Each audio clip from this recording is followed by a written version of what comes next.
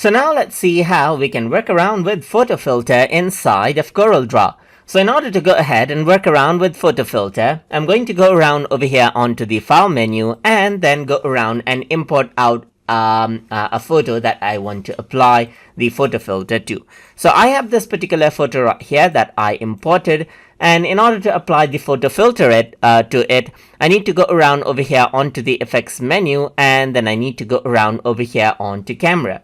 Then I can go ahead and choose photo filter, and you can see that I can go ahead and choose color of the photo that I want right here. So you can see that a color is applied right here to the photo just like this. You can change around the density of the photo filter as well to get the level of effect that you want for this particular photo.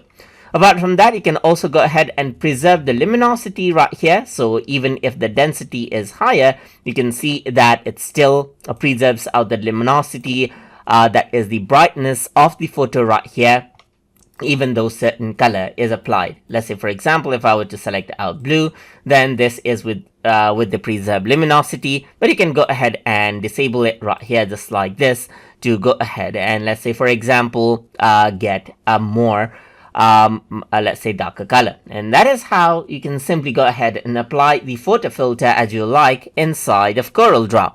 So hope you guys learned something as always. And as always, please like, comment, share, and subscribe.